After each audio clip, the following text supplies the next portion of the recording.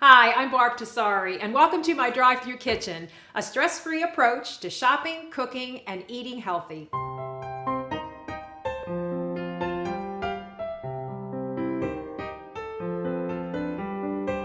In our last segment, we went shopping and brought all the ingredients into our kitchen. Now we're going to deconstruct a recipe so that you'll know what type and how much of the ingredients you will need. That way, you don't have to rely on a recipe for a set of instructions or a list of ingredients. Now, I'm not saying don't ever use a recipe. In fact, I provide some of my favorites in the Drive-Thru Kitchen, and I'm going to prepare a few of them for you in our last segment. But it's kind of like a GPS. They're great to have when you don't know where to go, but it's good to know where you're going so you don't have to rely on it. So here are the categories of ingredients we're going to be talking about today. First, protein and produce. They're the star of the show. In healthy cooking, they're the main ingredient, and other staple items are added for flavor and texture and complement the protein and vegetables. Some of those items are fat, seasoning, liquid, and starch. And we're going to talk about all of these categories as we go along in this segment. Protein and vegetables are the foundation of any healthy meal. They provide us with the nutrients our bodies need and are low in calories. And they can pretty much stand alone. Add a little flavor and flair and you got yourself a healthy dish. Unfortunately, often these ingredients are where the cooking stops and the excuses begin. Now, as a lifestyle coach, you will often hear me say, if you rely on excuses instead of finding solutions, you'll never follow through with your good intentions or achieve your goals. So let's talk about some of those solutions. To keep protein handy, store them in serving sizes, individually frozen. If the meat in your freezer looks like this, no wonder you avoid trying to cook healthy, fast meals. But if you're serving them in individual portions, they thaw and cook quickly. I buy most of my protein at Costco, where I can get good quality at a great price. One of my staples is this 10-pound bag of chicken breasts. They end up costing only about $1 a piece, and I can pull them out one at a time, as many as I need, and they're ready to use. Or how about this great tilapia fillet, or individual frozen, already peeled shrimp. They're ready in minutes. I mean, it couldn't be any easier. I will also buy fresh protein in bulk sizes, like maybe a whole pork loin, or how about this salmon? Now all I do is cut the salmon in individual serving size pieces, which is about 3 to 4 ounces or the volume of a deck of cards. And then I just put it in a little baggie, seal it, and toss it in the freezer. I also like to keep frozen proteins thawing in the refrigerator because you don't have to use them right away. So let's say you take something out Monday morning, but you forgot there was a soccer game. Well, you can make it on Tuesday, and with some proteins, even Wednesday. And all you really have to do is take the, 10 seconds to move it from the freezer to the refrigerator. So here we have an array of vegetables that we bought at the store that looked good and were at a great price. Now let's say you're going to prepare pork loin chops. So which one of these vegetables would work best with it? Well, pretty much any of them, or a little bit of all of them, because protein and vegetables sort of all go together.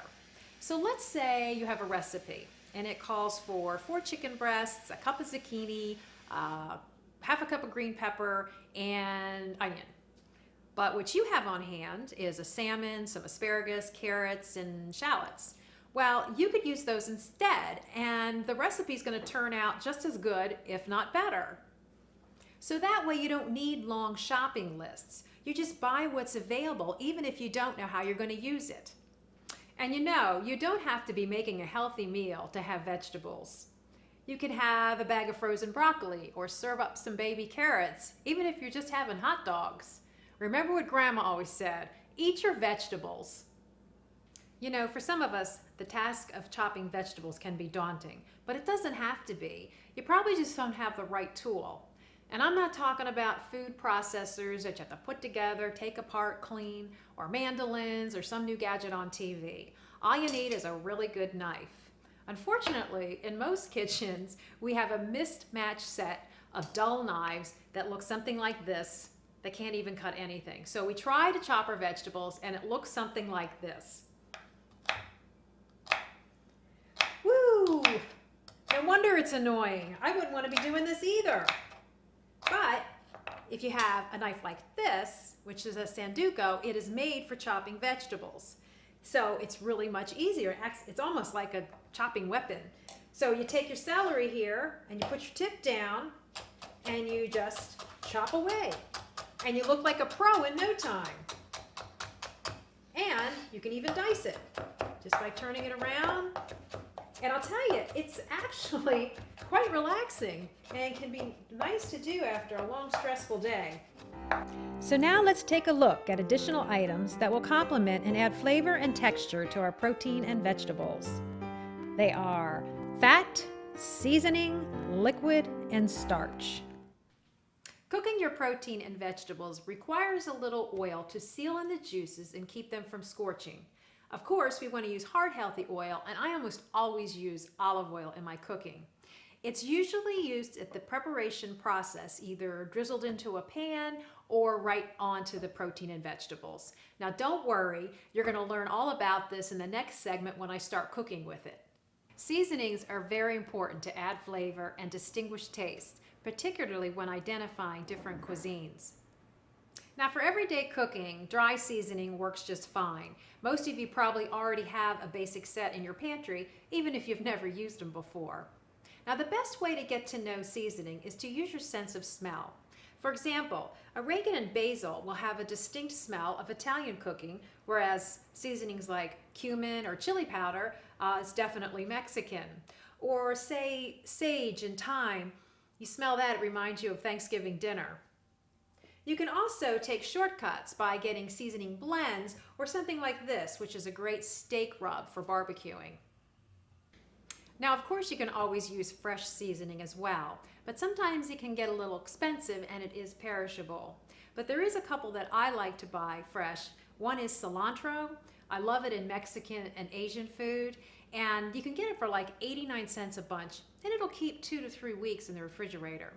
I also like to grow basil in my backyard in the summertime. It goes so well with the wonderful tomatoes. Put a little olive oil on it and mozzarella cheese, and it's awesome. And of course, I have to talk about garlic. I use garlic in almost all of my cooking. Now you can get it either dry, or you can use fresh, which tastes awesome, or you can kind of go in the middle and buy already chopped or minced garlic. Now just by cooking with oil and a little seasoning, you can create a pretty tasty dish. But if you want to have more intense flavor and texture, you can always add a broth, sauce, or gravy. All you got to do is add a few other ingredients, usually in the form of a liquid. Today's American cooking standard is the use of butter, cream, cheese, and lots of it. In healthy cooking, broth is used as the base to complement the flavor of the protein you are cooking. You can use chicken, beef, vegetable, or fish broth. And it's low in calories. This entire can is only 30 calories, but there is a lot of salt in it, so you might want to buy the low sodium variety if watching your intake. Now you can buy broth in a can, in a box, or dehydrated as bouillon. This is the least expensive and what I use. You simply add water. Now, if you're making a sauce or a gravy, you really need about a can or a cup. It's not an exact science. Now, broth and seasonings alone can be reduced down to create a nice sauce or gravy. But there's other items that you can add to enhance the flavor and maybe tie it to a particular cuisine. One everyday ingredient I use is wine. I always have an open bottle in the fridge because, yes, I do like to have a glass of wine with the delicious dinner I prepared. But if you don't drink wine or you don't have any available, that's fine. It's going to turn out great without it. Now, other liquids you can use, particularly if you want to tie it to a specific cuisine, would be items like soy sauce for Asian cooking, maybe some balsamic vinegar if you're cooking Italian, or lime is awesome when you're making Mexican. You can also just rely on bottled marinades and dressings when you're in a pinch. Now, if you want a thicker consistency, you can use a little cornstarch if you want to make a sauce, or flour if you want to make a gravy. Now don't worry, because in the next segment, I'm going to show you how to pull all those ingredients together to make a sauce. And there are a few other optional ingredients that you can keep on hand in your pantry. I like to call them add-ins. Things like tomatoes or canned vegetables, maybe some olives. How about some prepared pesto? Or how about some capers? They taste great with fish. So these are all things you can just have on hand whenever you want to add a unique flavor. Okay, so now that we know the categories of ingredients and how they will be used, next time I'm going to start cooking and show you 3 simple methods and a basic pan sauce.